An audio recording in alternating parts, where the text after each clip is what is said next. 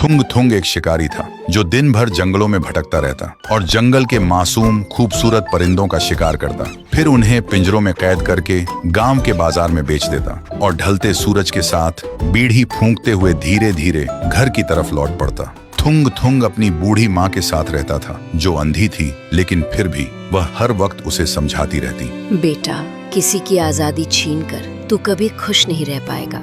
लेकिन माँ को एक बात नहीं पता थी, थुंग थुंग को उन मासूम बेजुबान परिंदों को तड़पते हुए देखकर सुकून मिलता था। इसलिए वह माँ की एक भी बात सुने बिना उन्हें घर में अकेला छोड़कर रोज जंगल चला जाता। लेकिन एक दिन थुंग थुंग जंगल के सबसे घने और सुनसान रास्ते से जा रहा था। तभी उसे रास्ते के बीच एक सुनहरे रंग का पिंजरा दिखा और उस पिंजरे के अंदर एक खूबसूरत चिड़िया कैद थी।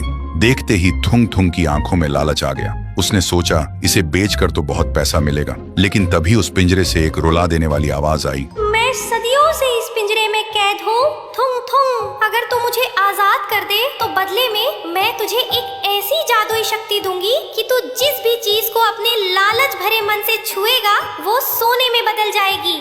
सुनते ही थुंग थुंग खुशी से पागल हो गया। उसने बिना सोचे समझे पिंजरे का दरवाजा खोल दिया। चिड़िया बाहर आई और हवा में उड़ते हुए बोली, याद रखना थुंग थुंग, ये पिंजरा कभी खाली नहीं रहता। तेरे हर लालच की कीमत तेरा कोई अपना चुकाएगा।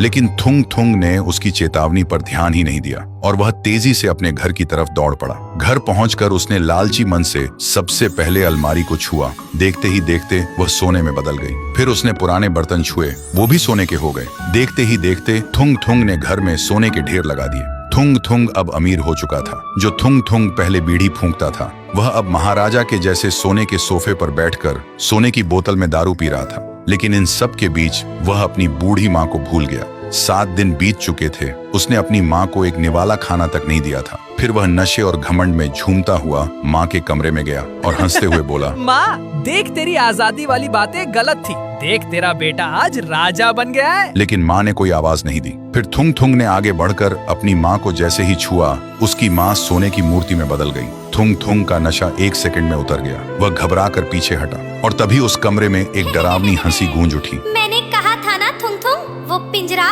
कभी खाली नहीं रहता। तेरी माँ भूख और प्यास से कब की मर चुकी थी। तूने सोने के लालच में अपनी माँ को भुला दिया और अब उनकी आत्मा हमेशा के लिए उस पिंजरे में कैद है। सुनते ही थुंग थुंग पागल हो गया। उसने रोते हुए अपने हाथ जमीन पर पटके और चिल्लाने लगा, ले ले ये शक्ति और मेरी माँ को वापस दे दे। पर जमीन पर हाथ पटके ही जमीन से होते हुए पूरा घर ही सोने में बदल गया और जमीन के अंदर धंस गया।